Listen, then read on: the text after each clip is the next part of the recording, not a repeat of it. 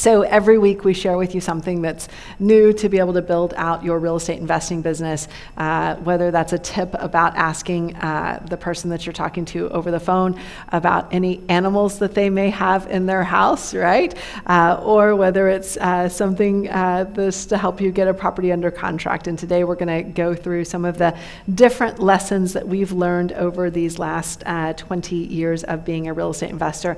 And many of those lessons are part of what we call our real estate investor blueprint. So this blueprint, I know it's very hard for you guys to read on the screen, but this goes through the what we've learned over the last 20 years of investing in real estate. It breaks down our business into 272 different items, from the strategy part of the business, so all the different strategies we use to be able to buy and sell houses, the marketing part of the business, which should be your biggest part of your business and where you should be spending most of your time, sales and negotiating, how to be able to get properties under contract and renegotiate as needed, your analysis and due diligence, your finance as well as your operations. Some people would say, well, why is analysis and due diligence before sales and negotiations and getting a property under contract? Who in here is thinking that? Who in here is thinking that? None of you. Let me ask this question. Who are my left brain, analytical, everything's in a spreadsheet folks? Okay, a couple of you guys. Really just two. Just two. Okay, thank you, ma'am, it's okay.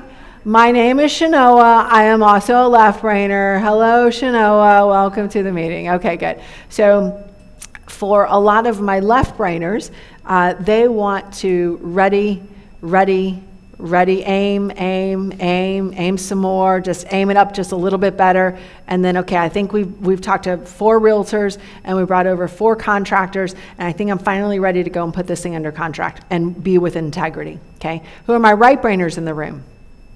Okay, so my right brainers are just gonna go and ready, fire, aim. Okay, the way this is set up is ready, fire, aim. So you're doing your sales and negotiation before you're doing your final due diligence, right? So for my left brainers, this is something that feels really quite uncomfortable, right? But what did I tell Tyler to go and do immediately? Go put it under contract, right? And then you have an option period where you can do what? You can renegotiate, you can change your strategy, you can terminate. It's all good. So what I find is a lot of people miss out on deals because they don't leave my meeting early enough to go and get them under contract, Tyler. and Tyler, I'm giving you a hard time. I want you guys to feel comfortable being a little uncomfortable. So remember, I said in the last section, you can contract on an online value. You can contract on an interview over the phone where you're basically asking all of the questions to figure out what those repairs might be. But you can't close until you get those true values done. So I want you guys to feel a little uncomfortable being uncomfortable, feel comfortable being uncomfortable, pardon me, as we kind of go through our lives as a real estate investor. And for the tip that we have this week, it's really focused on reselling properties. So I've done a whole series so far of what I'll call an overview of real estate investing. So if you want to see the front end of the series where we talk about the marketing, where we talk about getting deals, where we talk about the strategy, where we talk about the due diligence, my left brainers love that one, where we talk about the negotiating, where we talk about the financing, the closing. Now we're in the part of the series where we're talking about reselling those properties. And by reselling, there's many different ways you can do it. You can wholesale it, right? Which I think is the way that a lot of people want to get started in real estate investing, especially if they have very little in terms of their financial capability. So you can absolutely pre-sell or wholesale any of your deals. A lot of people decide to do a double closing. So for me, my rule for a double closing is if I'm making any amount of money that I might later refer to as obscene, if I'm making an obscene amount of money on a deal Am I going to chance it by doing a single closing, or am I going to buy that insurance policy, which is going to be, I'm going to close it twice. So basically you're going to pay title insurance, you're going to pay fees twice, you're going to pay legal fees twice. If it's an insurance policy is the way I think of a double closing. But if I'm making $5,000 or $10,000 and it's to someone that I've wholesaled to in the past, or someone that I know, or someone who I trust, then I'm just going to do a regular wholesale or a single closing. But once I start making above $20,000, then I'm thinking, I really want to protect this, because sometimes when a seller finds out or a buyer finds out that you're making an obscene amount of money, right? What do they immediately want to do? They want to blow your deal up, okay? They want to blow your deal up. And the way that they'll do that is they'll just not show up to the closing table, right? Or they'll try to ghost you. So for those of you guys who are unfamiliar, ghosting is not just for dating. It's crossed over into the mainstream of what sellers do with investors or people who they're selling to they don't no longer want to sell to.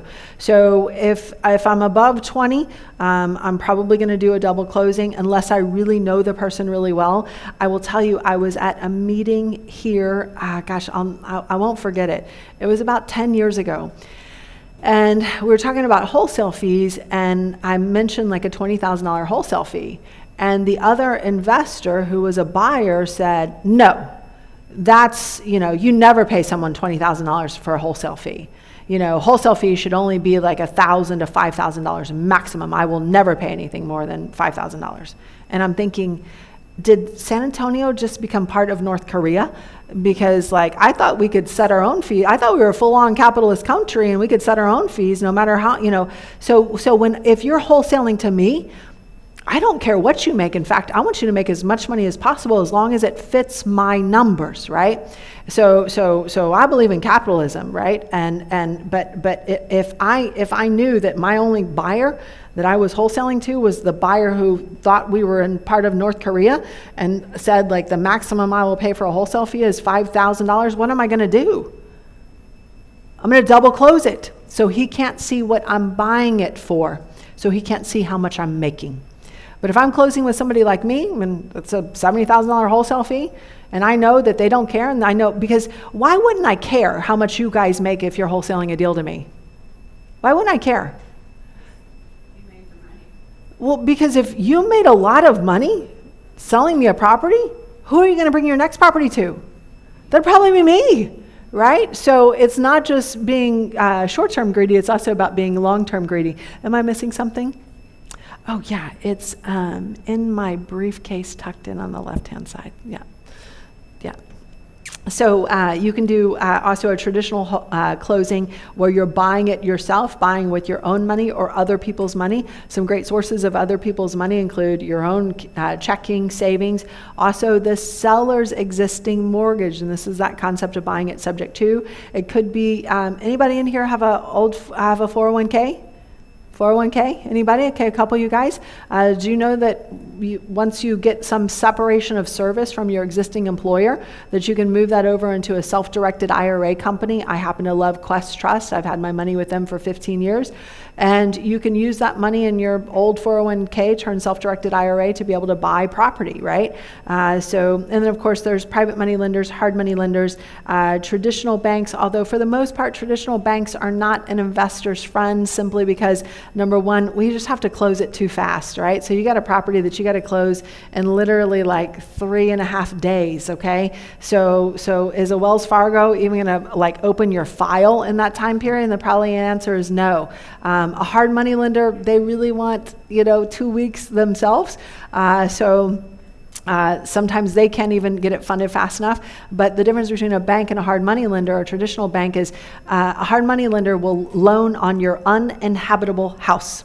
Okay, a Wells Fargo, Chase Bank of America will not lend on an uninhabitable house. So if it doesn't have running water, electric, all of those things, Wells Fargo, Chase Bank of America, they're out, but your hard money lender is in. So just be aware of both their timeframes as well as their lending criteria. And that's another reason why, especially for your particular case, Tyler, where you've got something that's got to close really quickly, you need to sell them hard on buying it subject to the existing financing, because there's just no lender almost, and there's very few lenders that can close in that time frame that you need it closed. So the fastest way to be able to solve their problem is for you to just reinstate their HOA lien. So that's $7,500 out of pocket for you. Pay the closing costs, put some money in their pocket so they're incented to do this, and just take over the payments on their existing loan so that they don't have to have their credit messed up, or actually, I don't think an HOA can mess up your credit. A bank can, but once the HOA now owns the property, she's going to say, well, should I continue to pay my bank loan at this point? And then she's got that reinstatement period, which is about 180 days, but that's not something that maybe you want to let her know about.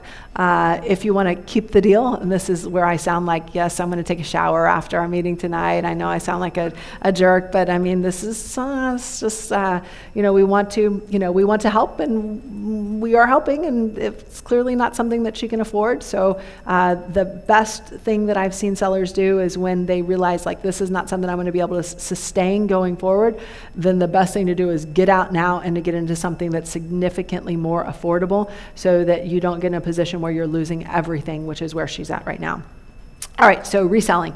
Wholesaling, let's talk about that strategy in particular. So it's gotten a little bit trickier and a little bit costlier, especially if you do it wrong. So when you're wholesaling a deal, I want to be clear for those of you guys who are not following the law. You are selling your contract. You're selling what's called your equitable interest in the property. Because if you are selling the property and you are not a licensed realtor, then basically you're acting like a non-licensed realtor. If you do this, TREC is the acronym for the Texas Real Estate Commission. So the Texas Real Estate Commission is the licensing board for realtors, inspectors, and I think appraisers. So they will find you if you are selling contracts and you're not a realtor, and then they will fine you. You can go to TREC, and they have a whole list of they post their naughty list like every single day online. So just be sure to phrase your words, choose your words carefully. You're selling your contract, you're selling your equitable interest in the property.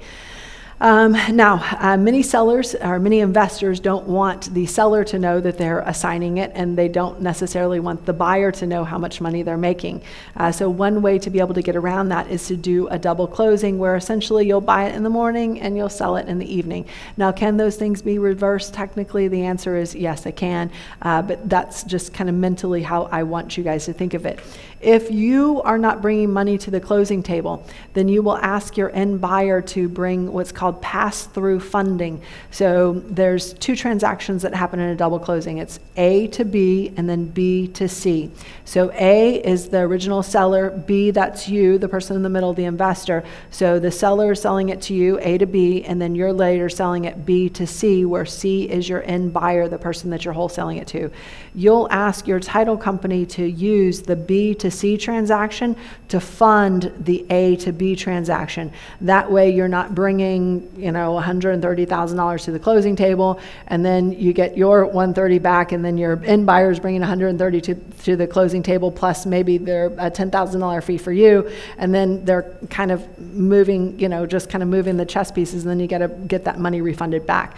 Now, not every title company will do this because of underwriting rules and how they phrase it to their underwriters. So underwriters, if you guys, they're cousin of the undertaker. Underwriters are known for literally asking you, especially like banking, they're the ones who, when you got your loan, asked you for your third grade report card. It's like they just crawl so far up your backside, it's not even funny. So make sure you're with a title company that can do that pass-through funding, because not everyone can. There's transactional funding that can be that can occur too, but there's some of the transactional lenders they'll lend, but only if you have a great deal. So if you're buying it for $130 and it's worth $130, and you're like, but don't worry, I got a buyer who's going to pay me $140, and I'm going to make 10 grand on this thing, and I'm going to give you, maybe 3 of that 10 as a transactional funder. They may say, gosh, I don't know if I want to put my money there, because if your end buyer, does not come through for whatever reason, then I'm going to be stuck with a house that's worth $130 that I bought for $130, and for me, I'm going to have to pay to resell it, and I'm going to lose money off of it. But if you brought him a house like the one that you're talking about, where it's worth $230, you're coming in at $130, you might be able to get some transactional funding on a deal like that. Your ability to get transactional funding is directly correlated to the amount of equity in that underlying transaction. Do you guys follow you guys follow? Everybody follow? I hope so. Okay, good. All right, good. So there are some new rules when it comes to wholesaling property. So this is new as of the last legislative session. You guys can look it up. SB 1577, Section B, equitable interest disclosure. So new rules make the wholesaler notify both the buyer and the seller that it's a wholesale transaction. If you don't disclose, what are you doing? You're acting like an unlicensed agent, where TREC will find you and fine you. So just be aware of those changes, which are relatively recent. If you're reselling traditionally, so I bought it, I got this great price on it, $220, $25,000 in repairs. I got it for $130, so I'm at that 70% of ARV minus repairs deal. I'm going to fix it myself. I'm going to put it back on the MLS. Your highest chance for getting your highest dollar amount is to hire a great realtor and have them list it for you, put it on the MLS. You'll fill out their agreements, forms, disclosure. There's several different types of listing services out there. There's the self-service kind, which will take pictures and give you a lockbox and put a sign out and but all the rest is just pointing to, you have to take all the rest. You have to do all the rest yourself. And then there are the full service brokers that charge up to 6%, but just know that brokerage fees are negotiable. So some people, if you can build a roadmap, a vision of how you guys are going to work together forever, sometimes you'll find realtors who will come down off of that 3% listing fee. So your realtor will begin a marketing campaign to get it all listed for sale. You'll want to make sure you've done things properly. So I have seen more than a few investors get punched in the face by, oh wait, I had to have permits and I've got to have a certificate of occupancy. And some buyers are going to say, yes, and some realtors are going to highly encourage the buyers to make sure that the seller gets that prior to closing, which may take weeks and months, and you don't want that after you already have a buyer. So that may cause some future issues for you, so make sure you get that set up correctly. I used to, 20 years ago when I first started investing, I used to say, I always get a permit. I always get a permit for everything that I do. And the truth is, unless I was going outside of the main square footage of the structure, I'd try to not get a permit as much as possible. In today's environment of people have 311 on their speed dial, and with more inspectors going around than ever, you must get a permit. You must get a permit. So $25,000 if you're just doing carpet, paint, just a little bit here and there. That's not something that's like necessarily you need a permit for, but if you're doing electrical work, if you're doing plumbing work, if you're going outside of the existing structure, then you'll definitely want to be getting a permit. So as you're getting closer to the finish line, receiving those offers, negotiating them. Everyone's asked about title policy. That is a negotiable fee. The seller can pay for it. The buyer can pay for it. The seller can choose. The buyer can choose. That is completely negotiable. Go under contract as you're reselling, go through the inspections, renegotiate if that's where you are, make any repairs if they are required, clear any title issues. So my best advice for you guys is to close the second sale at the same place that you closed the first sale. That way you're not restarting everything over at a new title company that's also going to be asking you for your third grade report card, which it really is not. I mean, it's just your incorporation documents, your articles of incorporation, to make sure that you are the one who can sign. But sometimes new title companies find new liens, judgments, etc. So if it's under the old title company, then they'll easily resolve them. If it's under a new title company, then you're going to have to go back and work with the old title company. So just be aware that those can be issues there. Deal with any buyer issues, specifically funding. There have been so few deals that I've been part of where the buyer's lender has been able to fund it on time, so be prepared for that as a real estate investor. Send the wire instructions over to the bank to be able to get your big check as a real estate investor. So that is this tip for this week. I will tell you guys that I have a bunch of tips of the week, so this is kind of my list of many of those prior tips. Let's see here if it's going to come up on the screen here.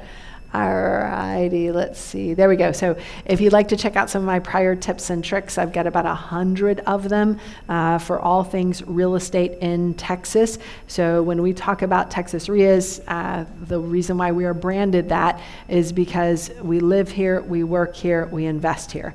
If you guys are listening or attending YouTube University, you may be getting great advice from some awesome guru who has 1 million followers on how to invest in that person's state. Okay? If that person is not in the state that you are in, guess what? You might be doing something that's not possible, tax deed liens, right? Or something that's illegal, like many things. So I want to make sure you guys are following the people who actually know. So that is it for our tips and tricks of the week.